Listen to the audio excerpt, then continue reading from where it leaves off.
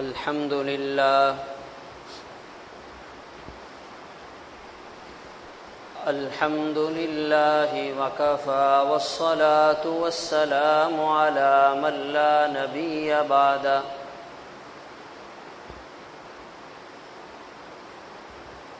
أما بعد فأعوذ بالله من الشيطان الرجيم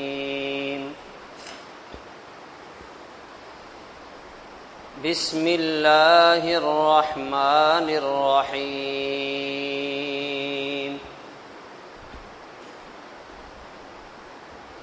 فقلت استغفروا ربكم إنه كان غفارا يرسل السماء عليكم مدرارا ويمددكم بأموال وبنين ويجعل لكم جنات ويجعل لكم أنهارا صدق الله العظيم يا رب صل وسلم دائما أبدا على حبيبك خير الخلق كلهم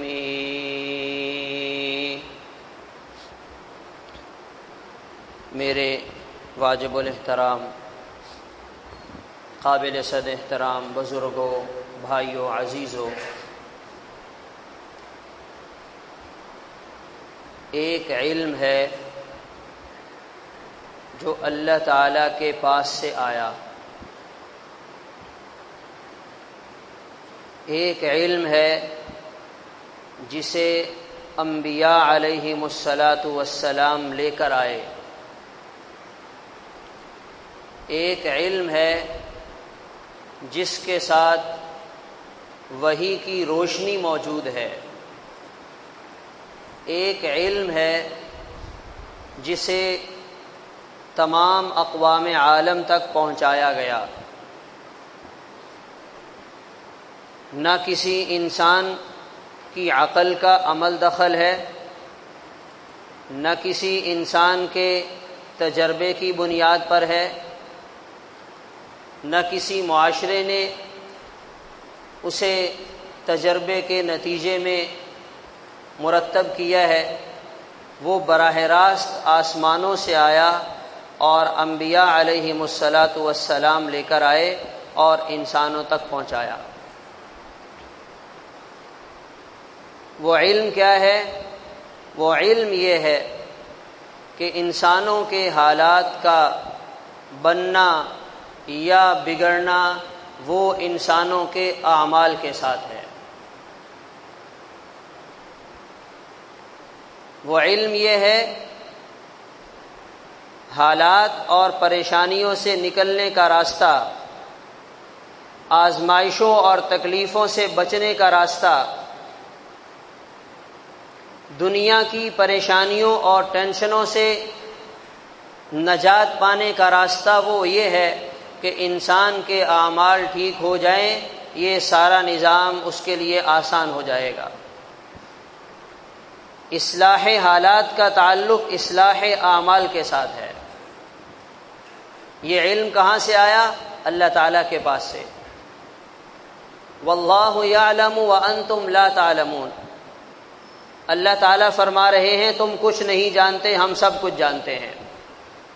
کوئی بڑا آ جائے، کسی ادارے کا سربراہ آ جائے، چھوٹے لوگ آپس میں اختلاف کر رہے ہوتے ہیں، یوں کرنا چاہیے، ایسے کر لیتے ہیں، اس طرح سے مسئلہ حل ہو جائے گا۔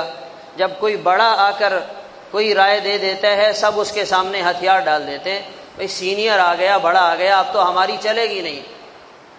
واللہ یعلم وانتم لا تعلمون، اللہ تعالیٰ فرما رہے ہیں اے دنیا میں رہنے والے انسانوں، اے اس ترقی یافتہ دور میں اپنے حالات کا رونا رونے والو، تم اپنے حالات کی پریشانیوں کو کبھی یہاں جوڑتے ہو، کبھی وہاں جوڑتے ہو، جب وہ چیز ختم ہو جاتی ہے حالات پھر بھی ٹھیک نہیں ہوتے۔ تمہیں کسی نے بتایا پاکستان 1947 میں بنا، 10 سال کے اندر اندر اس کے مسائل حل ہو جائیں گے، 10 سال بھی گزر گئے۔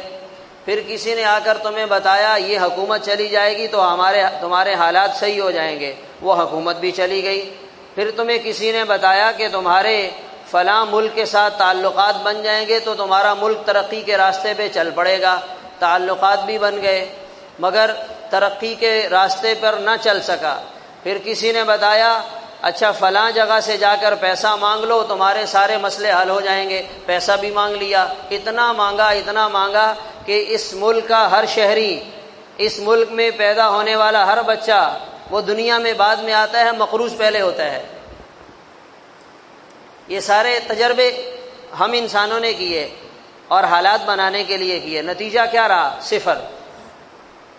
اللہ تعالیٰ فرما رہے ہیں واللہ یعلم وانتم لا تعلمون، ہم بتا رہے ہیں تم نہیں جانتے، جو ہم کہہ رہے ہیں ہماری مان لو۔ وما اوتیتم من العلم الا قلیلا، تمہارے پاس تو علم ہی بہت تھوڑا ہے، تم تو جانتے ہی بہت کم ہو۔ ہم جو کائنات کے ہر زمانے اور ہر انسان کے حالات کو جاننے والے ہیں، آگے کیا پیش آئے گا، کیا حالات بنے گے، ہم وہ بھی جانتے ہیں۔ اس لیے ہم تمہیں باخبر کر رہے ہیں، تمہارے حالات کا بننا، تمہارے حالات کا سنورنا، اس کا تعلق چیزوں کے ساتھ نہیں ہے، اس کا تعلق تمہارے اعمال کے ساتھ ہے۔ الذین آمنوا وعملوا الصالحات طوبی لہم وحسن مآب، جو ایمان کے ساتھ ایمان والی زندگی گزاریں گے ہم ان کو خوشخبری سناتے ہیں، ہم ان کی زندگی کو سنواریں گے، ہم ان کی زندگی کو آسان بنا دیں گے، ہم ان کو مہنگائی کے زمانے میں بھی پرسکون زندگی عطا کریں گے۔ اور یہ دنیا کی زندگی تو ویسے ہی چل چلاؤ کا نام ہے، اصل میدان تو بعد میں سجے گا، اصل حقیقت اور صورتحال تو یہاں سے جانے کے بعد آئے گی۔ فرمایا وحسن مآب، جب یہ وہاں پہنچیں گے تو ان کے لیے وہاں بھی بہترین اور آسانیاں ہم نے تیار کر رکھی ہیں جو وہاں پہنچنے کے بعد ملیں گی۔ اب یہ جو بات ہے، یہ جو مضمون ہے، یہ ہر آدمی کو سمجھ میں نہیں آئے گا، یہ وہ سمجھ سکے گا جس کا اللہ کی ذات پر یقین ہے، جسے اللہ تعالیٰ کی بات پر اعتماد ہے، جو محمد الرسول اللہ صلی اللہ علیہ وسلم کو سچا سمجھتا ہے، اس کو اس بات پر یقین آئے گا۔ ایک گورا انگریز آپ اس کو سامنے بٹھا دیں، اس کو کہیں اگر اپنے حالات بنانا چاہتے ہو نماز پڑھ لو، استغفار کر لو، اللہ تعالیٰ سے دعا مانگ لو، وہ کہے گا مجھے تمہاری باتیں سمجھ میں نہیں آ رہی، اس لیے کہ وہ تو اللہ تعالیٰ پر یقین ہی نہیں رکھتا، اسے محمد الرسول اللہ صلی اللہ علیہ وسلم کی بات پر یقین ہی نہیں ہے، وہ کہے گا کوئی کام کی بات کرو۔ اور آج جیسے ایک گورے کو ان باتوں پہ یقین نہیں ہے، یہاں بھی کتنے ایسے لوگ نظر آتے ہیں یہ جو کہتے ہیں کہ یہ تو پرانی باتیں ہیں، کوئی آج کی نئی بات کرو، جن کو آج بھی یہ بات سمجھ میں نہیں آتی ہے۔ کیوں؟ اس لیے کہ مادیت پرستی کا زمانہ ہے، عقل پرستی کا زمانہ ہے، باطل کا غلبہ ہے، شیطانی طاقتیں قوتیں سر چڑھ کر بول رہی ہیں، جو ان کی سوچ، جو ان کے خیالات، جو ان کی گفتگو، جو ان کی زبان ہے وہ ہمیں بھی تسلیم ہے اور ہم اس سے اتفاق کرتے ہیں۔ تو آج نگاہ کہاں جا رہی ہے؟ اگر حالات بنانے ہیں، اگر حالات سنوارنے ہیں، یہ کر لو وہ کر لو، اس طرف چلے جاؤ تو تمہارے حالات بن جائیں گے۔ گھر میں میاں بیوی میں ناراضگی چل رہی ہے، آپس میں محبت نظر نہیں آ رہی، آئے دن گھر میں لڑائی جھگڑے والا ماحول بنا ہوا ہے، اب ایک دوسرے کو الزام دیا جاتا ہے، بیوی کے کان فلاں نے بھر دیے، شوہر کے کان فلاں نے بھر دیے، اچھا فلاں نے کچھ تعویذ کر دیے ہوں گے، فلاں نے کچھ عمل کر دیا ہوگا، اس لیے یہ میاں بیوی کی محبت نہیں ہے۔ کہیں کسی کا اس طرف ذہن نہیں جاتا، یہ ہمارے خراب اعمال کی نحوست کا نتیجہ ہے۔ اولاد نافرمان ہے، کوئی یہ نہیں کہتا کہ میں اللہ کا نافرمان بنا، اللہ تعالیٰ نے میری اولاد کو میرا نافرمان کر دیا۔ پہلے زمانے میں اگر کسی کا جانور، کسی کی سواری اسے پریشان کرتی تو وہ اللہ سے استغفار کرتے، یہ میرے کسی گناہ کی نحوست ہے، میں نے اللہ کو ناراض کیا، اللہ تعالیٰ نے اس ناراضگی کو اس جانور میں منتقل کر دیا اور یہ مجھے پریشان کر رہا ہے۔ آج خاندانوں میں ٹوٹ پھوٹ نظر آتی ہے، ہر ایک دوسرے کو قصوروار ٹھہراتا ہے، کہیں یہ بات نظر نہیں آتی یہ ہمارے برے اعمال کی وجہ سے ہو رہا ہے، یہ میرے گناہوں کی نحوست کی وجہ سے ہو رہا ہے۔ سب چیزوں کو دنیا کے مادی نقشوں کے ساتھ، دائیں بائیں کی چیزوں کے ساتھ جوڑا جا رہا ہے۔ تو میرے محترم دوستو عزیزو، جو بات اللہ تعالیٰ نے بتلا دی، جو محمد الرسول اللہ صلی اللہ علیہ وسلم نے بتلا دی، وہ حق ہے، وہ سچ ہے۔ اگر ہم اپنے حالات سنوارنا چاہتے ہیں، ہمیں اپنے اعمال کو سنوارنا ہوگا۔ ہم بیٹھتے ہیں آپس میں، 2 لوگ بیٹھ گئے، 4 لوگ بیٹھ گئے، 10 لوگ بیٹھ گئے، سب اپنے اپنے حالات کا رونا رو رہے ہیں، سب اپنی اپنی پریشانی کا اظہار کر رہے ہیں، ہر ایک آدمی اپنی رائے، اپنا مشورہ، اپنا حل پیش کر رہا ہے۔ غور طلب بات یہ ہے، یہ جو گفتگو کرنے والے لوگ اس مجلس میں بیٹھے ہوئے ہیں، ان میں کتنے ایسے ہیں جنہوں نے آج فجر کی نماز باجماعت ادا کی ہے؟ غور طلب بات یہ ہے، جو آدمی صبح سویرے اٹھ کر اپنے دن کا آغاز اللہ کے حکم کو توڑ کر کرے گا، وہ یہ سمجھتا ہے کہ اس کا کاروبار بن جائے گا۔ جو صبح سویرے اپنے دن کا آغاز اللہ کی نافرمانی کے ساتھ کر رہا ہے، تو وہ یہ توقع رکھتا ہے کہ اللہ تعالیٰ اس کے گھر میں محبتوں کے پھول اگائیں گے۔ جس آدمی کے دن کا آغاز اللہ کی نافرمانی کے ساتھ ہو رہا ہے، جس ملک کے رہنے والے باشندے صبح اللہ کی نافرمانی کے ساتھ آغاز کرتے ہیں، تو وہ کیا سمجھتے ہیں ان کے ملک کے حالات بدل جائیں گے؟ اچھا، رونے والے ساری باتیں کریں گے، یہ والی بات کوئی نہیں کرے گا، یہ میری وجہ سے ہو رہا ہے، میرے اعمال کی خرابی کی وجہ سے ہو رہا ہے، میرے گناہوں کی وجہ سے ہو رہا ہے۔ فلاں کو ذمہ دار ٹھہرا دینا آسان ہے، اداروں کو ذمہ دار ٹھہرا دینا آسان ہے، برسر اقتدار لوگوں کو ذمہ دار ٹھہرا دینا آسان ہے۔ وہ جتنے ذمہ دار ہیں، قصوروار ہیں، وہ اس کے جواب دہ ضرور ہوں گے، ان کی ذمہ داری بڑی ہے اور ان کی پوچھ بھی اتنی ہوگی، لیکن سوال یہ ہے کہ آخر ہم بھی مسلمان ہیں، ہم بھی تو اللہ تعالیٰ کو ماننے والے ہیں، ہماری بھی تو کوئی ذمہ داری بنتی ہے۔ سفر میں ایک صاحب بیٹھے ہوئے ہیں، بہت معلومات رکھنے والے، بہت علم رکھنے والے، اور دنیا جہاں کی تحقیقات بتلا رہے ہیں، پاکستان میں یہ ہو گیا، فلاں اسلامی ملک میں یہ ہو گیا، اور فلاں کافر ملک میں یہ ہو گیا، اور ان کے حالات یوں بنے، ہمارے حالات یوں خراب ہوئے، اچھا وہ یوں آگے نکل گئے، ہم یوں پیچھے آ گئے۔ اللہ کی شان، مغرب کی نماز کا وقت آیا، اتنی بات چیت کرنے والا خود مغرب کی نماز ہی نہیں پڑھ رہا۔ اب اتنی معلومات کا کیا فائدہ جب بندہ خود اللہ کی بات ماننے کے لیے تیار نہیں ہے؟ کیا ہی اچھا ہوتا کہ ان تمام تر معلومات کے ساتھ انسان اللہ کے حکم کے سامنے سر بسجود ہو جاتا اور کہتا، یا اللہ، آپ جس کو بنائیں گے اس کی زندگی بنے گی، آپ جس کے حالات بنائیں گے اس کے حالات بنیں گے، اور وہ اس راستے سے بنیں گے۔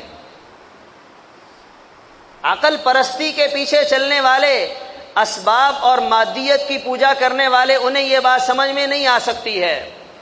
یہ خالص ایمان بالغیب کا معاملہ ہے۔ حضور پاک صلی اللہ علیہ وسلم کی خدمت میں ایک صاحب آئے، عرض کیا، یا رسول اللہ، مالی پریشانی ہے، رزق میں تنگی ہے، صاحب اولاد ہوں، خرچے پورے نہیں ہوتے، آپ مجھے کوئی عمل بتائیے میرے رزق میں وسعت آ جائے۔ انی احب ان یوسع لی فی رزقی۔ آج ہر بندے کا مسئلہ ہے یا نہیں ہے؟ آج ہر ملازم کا یہ مسئلہ ہے یا نہیں ہے؟ آج ہر پڑھا لکھا اور ان پڑھ اس وجہ سے پریشان ہے یا نہیں ہے؟ ایک تو یہ تھا، آپ صلی اللہ علیہ وسلم فرما دیتے ہاں بھائی بتاؤ تمہارا کاروبار کیا ہے؟ اچھا یہ کاروبار کر رہے ہو، اس کو چھوڑ دو، یہ والا کاروبار شروع کر لو۔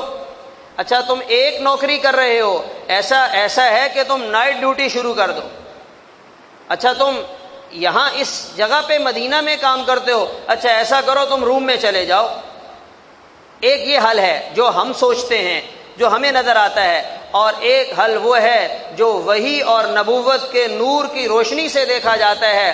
آپ صلی اللہ علیہ وسلم نے فرمایا دم علی الطہارہ، طہارت اور پاکیزگی کے ساتھ باوضو رہا کرو، اللہ تعالیٰ تمہارے رزق کو بڑھا دیں گے۔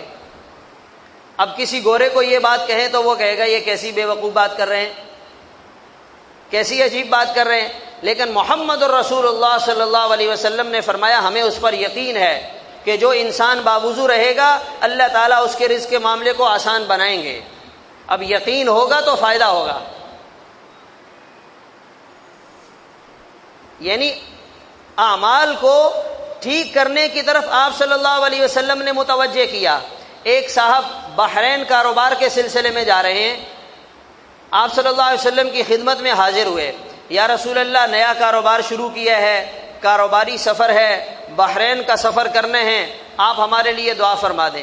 آپ نے فرمایا سفر بعد میں شروع کرنا، پہلے یہاں مسجد میں 2 رکعت نماز پڑھ کر اللہ سے مانگو۔ آج کون کتنا اللہ تعالیٰ سے مانگتا ہے؟ اجتماعی طور پر ملکی سطح پر یہ سوچ پیدا ہو جائے، اس کے لیے بھی بہت محنت کرنی پڑے گی۔ ہم تو اپنی انفرادی زندگی میں، اپنی ذات میں، اپنے گھر میں، اپنے دفتر میں یہ ماحول بنا سکتے ہیں۔ جب بھی کوئی مسئلہ آئے، کوئی پریشانی آئے، سب سے پہلے کیا کرنا ہے؟ بھائی 2 رکعت نماز پڑھے، اللہ سے مانگ لیں۔ حضرت عبداللہ بن مسعود رضی اللہ تعالیٰ عنہ زمین کو پانی دینے ہیں اور پانی موجود نہیں ہے، بارش کے آثار نہیں ہیں، اپنے غلام سے کہا ہمارا لوٹا اور مسلح لے آؤ۔ اب آپ کہیں گے آج کے دور میں بھی یہ لوٹے اور مسلح کی بات ہو رہی ہے؟ وضو کیا، 2 رکعت نماز نفل پڑھی، اپنے خادم اپنے غلام سے کہا ذرا چیک کرو کہیں کوئی پانی نظر آیا، تو وہ گیا دائیں بائیں دیکھا، آ کر بتایا کوئی پانی نہیں ہے۔ دوبارہ 2 رکعت نماز نفل پڑھی، کہا جاؤ ذرا دیکھو کہیں کوئی پانی نظر آیا، کہا کوئی پانی وانی نہیں ہے۔ تیسری دفعہ 2 رکعت نماز نفل پڑھی اور کہا اب جا کر دیکھو، کہا دور ایک چھوٹا سا بادل نظر آ رہا ہے۔ وہ بادل چلتے چلتے آیا اور زمین کے اس حصے میں جو ان کی زمین تھی اس نے بارش برسائی اور وہاں سے واپس چلا گیا۔ آپ کہیں گے لوٹے اور مسلح سے کیا ہوتا ہے؟ 2 رکعت نماز نفل سے کیا ہوتا ہے؟ اس کے اندر اللہ تعالیٰ نے وہ جان رکھی ہے کہ یہ زمین اور آسمان کو ہلا کے رکھ دے، لیکن ہمیں پتہ نہیں ہے۔ ایک گولی آپ ہاتھ میں لے کے کسی کو ماریں کچھ بھی نہیں ہوگا، اس کو اپنی جگہ پہ رکھ کے ماریں سامنے والے کی جان چلی جائے گی۔ آج 2 رکعت نماز ہم ایسے خالی پھینک رہے ہیں، جس جان کے ساتھ، جس یقین کے ساتھ، جن صفات کے ساتھ، جس اعتماد کے ساتھ پڑھنی چاہیے تھی، پڑھ کر اللہ سے مانگے، کیسے اللہ تعالیٰ مسئلے حل کرتے ہیں۔ اللہ تعالیٰ نے اعمال میں بڑی طاقت رکھی ہے، اعمال کے بغیر آدمی کی زندگی نہیں بن سکتی ہے، اعمال کے بغیر زندگی نہیں بن سکتی۔ آپ کہیں گے ہمیں تو اپنے معاشرے میں بعض ایسے نیک اچھے لوگ بھی نظر آتے ہیں جو تقوی والی، نیکی والی، پرہیزگاری والی زندگی گزارتے ہیں، وہ بھی ہماری طرح پریشان ہیں، وہ بھی تنگی میں وقت گزار رہے ہیں، ان کے حالات بھی نہیں بنے ہوئے، تو پھر آپ کی بات کہاں جائے گی کہ وہ تو نیک متقی پرہیزگار ہیں، ان کو تو پریشان نہیں ہونا چاہیے، ان کی زندگی تو اچھی ہو، خوشحالی والی ہو۔ اس کا آسان جواب یہ ہے، جس آدمی کی زندگی اعمال کے ساتھ ہوتی ہے، ان اعمال میں رہتے ہوئے اگر کوئی پریشانی آ جائے، وہ پریشانی صرف باہر رہتی ہے، اندر اس کے اطمینان اور سکون رہتا ہے۔ گرمی آ جائے، پسینے بہ رہے ہیں، ایک آدمی اپنے کمرے میں اے سی چلا کے بیٹھا ہوا ہے، باہر سے ایک آدمی آیا، کہنے لگا صاحب 45 سینٹی گریڈ تک گرمی چل رہی ہے، لوگ گرمی سے پسینے سے بری حالت میں ہیں، وہ کہے گا کہاں گرمی ہے، یہاں تو کوئی گرمی نظر نہیں آ رہی، میں تو بڑے اچھے ٹھنڈے ماحول میں بیٹھا ہوا ہوں۔ تو کیا خیال ہے، جب آدمی ایمان اور اعمال والی زندگی گزارتا ہے، دنیا والے اس گرمی کو جھیل رہے ہوتے ہیں اور وہ اللہ کے فیصلوں پہ خوش رہتا ہے، اطمینان رہتا ہے، کوئی پریشانی نہیں۔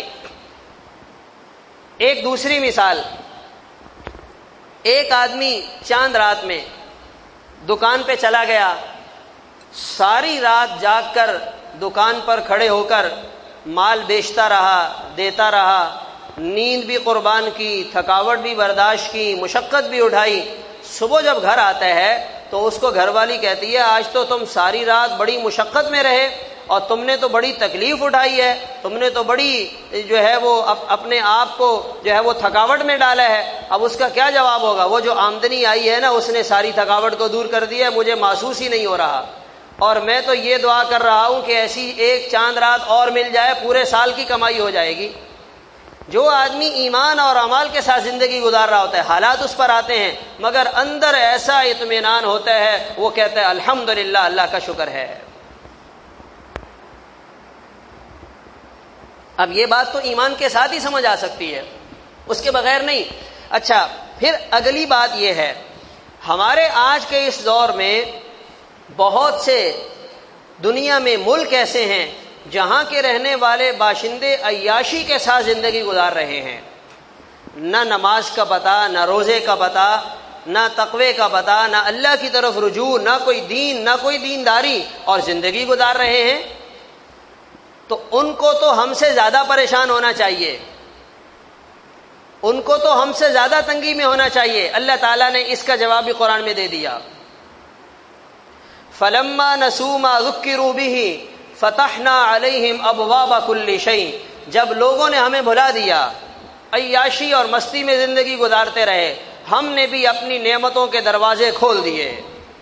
ترقی ہو رہی ہے، کمپنیاں بن رہی ہیں، ملک آگے جا رہا ہے اور ملکی ذخائر میں اضافہ ہو رہا ہے، افراد کی ذاتی ملکیت میں بھی اضافہ ہو رہا ہے۔